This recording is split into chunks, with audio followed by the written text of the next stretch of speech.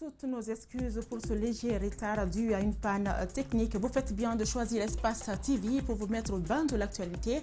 Au sommaire, il fait partie des détenus qui ont recouvré leur liberté. Grâce au nouveau pouvoir de Conakry, Fonike Mengue a retrouvé les siens ce mercredi. Il était ce jeudi dans les Grandes Gueules pour nous conter son long séjour en détention à la maison centrale. À Kaloum, des boutiques ont été dévalisées par des inconnus, conséquence d'un climat d'incertitude né du putsch du dimanche 5 septembre. Les victimes déplorent une centaine de millions emportés par des bandits. Voilà pour le sommaire. Dans un instant, les détails.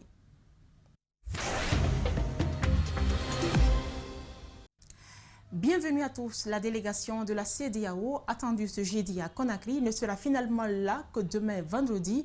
La mission de la communauté économique des États de l'Afrique de l'Ouest doit rencontrer les putschistes qui ont renversé le régime Condé. Cette mission intervient au lendemain d'un sommet virtuel à l'issue duquel la décision de suspendre la Guinée de toutes les instances de l'organisation sous-régionale a été prise. Au lendemain de sa sortie de prison, Oumar Silla, alias Fonike Mengue, s'est exprimé ce jeudi dans l'émission Les Grandes Gueules des conditions de sa détention, en passant par le renversement du pouvoir d'Alpha Condé jusqu'à la sanction de la CEDEAO contre la Guinée. Le chargé à la mobilisation a passé au peigne fin toutes ces questions. Mariam Fodé Camara, décryptage. C'est un Fonike Mengue visiblement faible qui a décortiqué la situation actuelle du pays. D'abord, sur la chute du président Condé, le sergé à la mobilisation du FNDC n'est point surpris. Pour lui, nul n'est invincible. Quand j'ai vu les images, j'ai dit waouh, c'est Dieu qui est fort. J'ai toujours gardé à l'esprit que notre combat, quelle qu'en soit la durée que cela allait faire, mais un jour on allait remporter la victoire. Mais je n'ai pas pensé que ça allait se passer de cette manière. L'activiste a plusieurs fois été arrêté et brutalisé. Fonike Mengue a été condamné pour la première fois à 11 mois de prison par le tribunal de première instance de Mafanko, puis à 3 ans par la cour d'appel de Conakry, avant de passer un mois d'hospitalisation à l'hôpital Ignace Dine, où il dit avoir beaucoup appris de la vie. L'hôpital. Quand j'ai fait un mois à l'hôpital, 1 mois et quelques, j'ai compris que l'être humain n'est rien. À l'hôpital, je voyais des grands gaillards costauds qui ne pouvaient pas marcher d'eux-mêmes, qui ne pouvaient pas se tenir d'eux-mêmes, qui sont assis dans un fauteuil roulant. Je voyais des jolies filles qui étaient métamorphosées par la maladie. Chaque jour, c'est des pleurs, des sanglots de pleurs. À chaque jour, on enregistrait des morts. Quand vous faites même 1 semaine à l'hôpital, vous allez faire attention. Sur la sanction de la CEDEAO contre la Guinée, Fonike Mengue pense que cette institution est formelle. Toutefois, il souhaite qu'elle soit une CEDEAO du peuple. La CEDEAO, c'est du formalisme. On comprend la CEDEAO. C'est ça aujourd'hui vraiment notre objectif à cet endroit, pour que la CEDEAO soit vraiment une CEDEAO du peuple. Alors, puisqu'en ce moment, ça ne fonctionne pas normalement. Fonike Mengue promet d'accomplir sa mission, celle d'être le sentinelle de la démocratie. Après la chute du pouvoir Condé, ils sont nombreux ces citoyens qui ne veulent plus que les anciens cadres des gouvernements précédents soient reconduits pour diriger la Guinée. Ce jeudi, le coordinateur des jeunes leaders de la ville de Conakry a sollicité que des gens aient le mérite des nouvelles autorités afin de conduire la Guinée vers l'émergence et éviter les erreurs du passé. Justin Leno, Alseni Kamara, Ibrahim Awal Kamara. C'est une nouvelle page qui s'ouvre pour le peuple de Guinée. Pour rappel, le pays a connu des événements similaires dans le passé.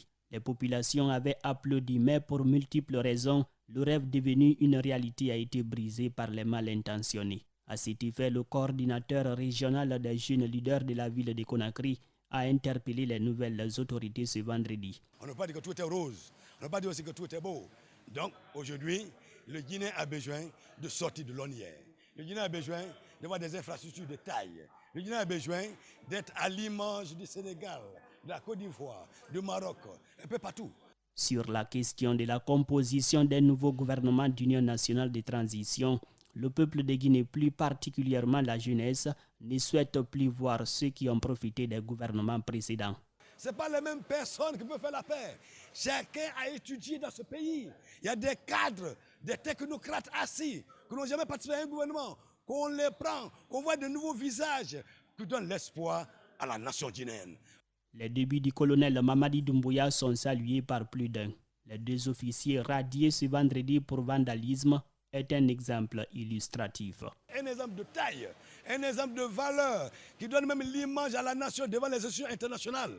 En politique, une fois au pouvoir, l'intention de partir est souvent difficile à exprimer. Les citoyens dans l'ensemble avouent sans hésitation que l'humiliation dont l'ancien président Alpha Condé a fait objet est un bon exemple pour ceux qui voudraient avoir la même envie. Quelques jours après la prise de pouvoir par le groupement des forces spéciales, la plateforme nationale des citoyens unis pour le développement a tenu une déclaration dans laquelle elle s'est aussi prononcée sur les derniers développements de l'actualité politique de la Guinée. Son président a déclaré que la prise de pouvoir par le CNRD s'inscrit dans la logique de l'aboutissement du long combat mené par la PECUD au sein du mouvement citoyen dans le cadre de la défense des acquis démocratiques et l'instauration de l'état de droit en Guinée. Des propos recueillis par Djenebimba Koulibaly et Ibrahim Souma. Cette prise de pouvoir s'inscrit dans la logique de l'aboutissement du long combat mené par la PECUD au sein du mouvement citoyen dans le cadre de la défense des acquis démocratiques et l'instauration de l'état de droit en Guinée. Fidèle à ses engagements et au regard de la convergence de vues avec la déclaration des autorités du CNRD, notamment l'instauration d'une gouvernance vertueuse, d'une justice indépendante et équitable, ainsi que la promotion d'une gestion inclusive de l'État, la PECUD prend acte de cette prise de pouvoir et exprime sa disponibilité à accompagner le processus de transition. Toutefois, la PECUD reste vigilante par rapport au développement du processus de transition et exhorte les nouvelles autorités à la sauvegarde des intérêts majeurs du peuple de Guinée et au retour d'un ordre constitutionnel. Le PUP de l'ancien président Lansana Conté prend acte de la prise du pouvoir par l'armée guinéenne. Il exhorte la junte à préserver et à traduire dans les faits les engagements pris. La déclaration a été faite par Fodé Bangoura au siège de son parti. Alseni Bari, Aliouba ont recueilli la déclaration. La direction nationale du Parti de l'Unité et du Progrès PUP, au cours de sa réunion ordinaire du mardi 7 septembre 2021, a pris acte du changement intervenu dans notre pays le 5 du mois courant. Le Parti de l'Unité et du Progrès a noté avec intérêt que le dit changement s'est produit dans le calme et dans l'enthousiasme. Le PUP, en adéquation avec la déclaration de justice et de développement annoncée par le CNRD, l'exhorte à préserver et à traduire dans les faits les engagements pris devant le peuple de Guinée. Le PUP, fidèle à ses idéaux de paix et de liberté, invite tous ses militants et sympathisants à la sérénité et de veiller au respect des idéaux très chers au feu général Lansana Conté, paix, liberté et tolérance. Je vous le disais également au sommaire, des citoyens ont été victimes de vols dans la nuit de mercredi à jeudi à Kaloum, au centre-ville de Conakry. Ce sont 2 boutiques qui ont été cassées et l'une vidée de son contenu. Les victimes ont évalué les pertes à une centaine de millions de francs guinéens. Elles appellent à la sécurisation de leurs biens par les nouvelles autorités du pays. André Moussier Milimono, Ibrahim 5 Souma, reportage. Les actes de vol et de vandalisme font à nouveau des victimes. Cette dame et son fils ont presque tout perdu dans leur boutique de vente de produits cosmétiques. Les voleurs ont pu de manière ingénieuse défoncer la porte et emporter tous les objets de valeur qui s'y trouvaient. Ce matin, une voisine est venue m'alerter me disant que ma boutique est ouverte. Pourtant, mon fils n'a pas passé la nuit là-bas. Je me suis précipitée de venir voir. C'est là que j'ai constaté qu'on a été victime de vol. Ils ont emporté tous nos objets de valeur. Il est difficile de gagner de l'argent actuellement.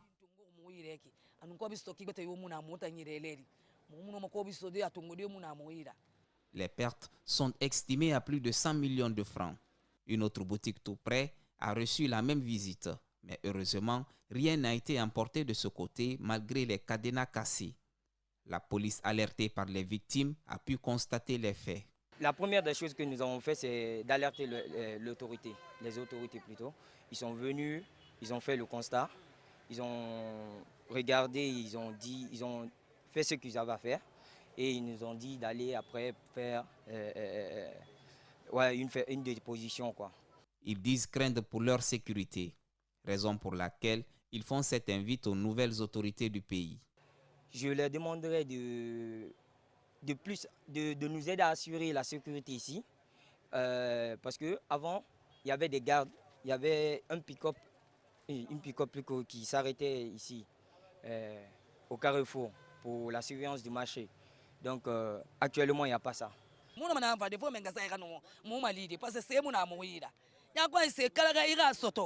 Le phénomène est devenu récurrent dans la société. 2 soldats de 2e classe ont été appréhendés pour les mêmes faits. Ils ont ensuite été radiés des effectifs de l'armée par le CNRD.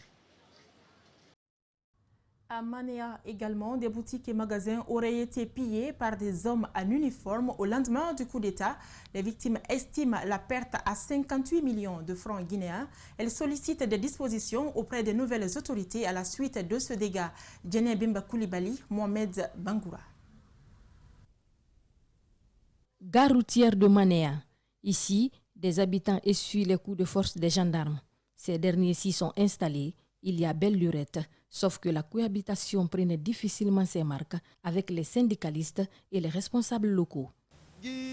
Capitaine Antoine,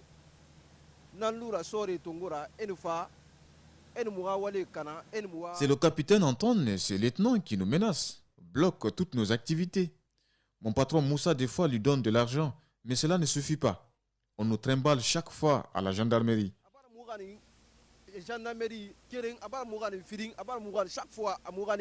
Les responsables de la commune de Manéa, touchés et de colère tout contenue, affirment avoir tout fait pour une coexistence pacifique. Au début de la construction de la gare routière, les gendarmes ont eu l'hospitalité des occupants, explique Savani. S'ils ne reconnaissent pas, pendant 3 ans, je vous dis qu'on paye l'air local pour eux au profond de la commune. Vous comprenez? De leur dire de nous laisser en paix. Ce qu'on est en train de faire là. Le procès à la fois qu'on est parti, mais le bien qu'il a fait, c'est lui qui l'a fait qu'à l'État et autres. Est-ce qu'il est parti avec ça? Nous avons évalué des dégâts jusqu'à 58 millions. 58 millions et quelques de dégâts qu'ils ont causés ici. Les dégâts sont énormes, s'indigne ce syndicaliste. Même la mosquée qu'ils ont construite n'a pas échappé aux exactions des sbires. En nous lassant, on est assis ici, ils sont revenus encore en groupe vers 13h. Vers 13h lundi. Ils sont venus en groupe, disent que fermez ici. Levez-vous, allez-y gâter le mur. Allez-y gâter le mur. Si vous ne gâtez pas, on va vous frapper. Accusé, la gendarmerie de Manéa n'a pas voulu répondre. En attendant, les victimes espèrent la prise de nouvelles dispositions par des nouvelles autorités à l'encontre de leurs agresseurs.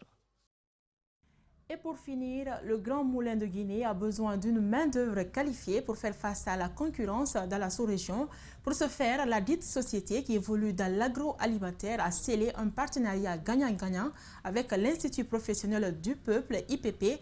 Régulièrement, des étudiants de l'IPP y sont accueillis pour des stages pratiques et d'autres même sont embauchés après leur formation. C'est un public reportage de Mamadou Sadio Baldé. J'ai des défis à relever, bien sûr. Mais le bon comportement peut conduire un étudiant diplômé à avoir un débouché. En venant au Grand Moulin de Conakry, Mamadou Diallo, diplômé en transit international, sait que l'Institut professionnel du peuple y est pour beaucoup. De la classe, il a rejoint un service au sein duquel il applique avec rigueur et encadrement les notions théoriques apprises durant son cursus. Déjà, il commence à se familiariser avec son environnement immédiat. Pour que les 5 stagiaires soient là, il a fallu un partenariat entre les Grands Moulins de Conakry et l'Institut professionnel des peuples. Les jeunes d'aujourd'hui, la Guinée de demain. On leur donne des petites responsabilités, on les implique, il faut qu'ils soient actifs. Il faut qu'ils sortent un petit peu de leur zone de confort. Et c'est nécessaire de faire des stages, ça fait aussi une émulsion de la jeunesse, de la vie, c'est très important. Et puis on vise demain. Le partenariat est gagnant-gagnant. L'entreprise facilite la formation des étudiants. En retour, l'Institut va constituer une base de données pour elle à chaque fois que le besoin en ressources humaines se manifeste.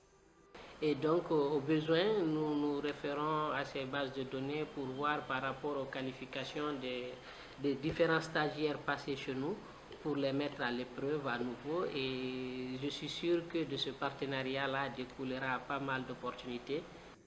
La grandeur et la performance de l'Institut professionnel de peuple résident dans la spécialisation en essayant de concentrer son énergie sur l'essentiel, conseille le directeur des Grands Moulins de Conakry.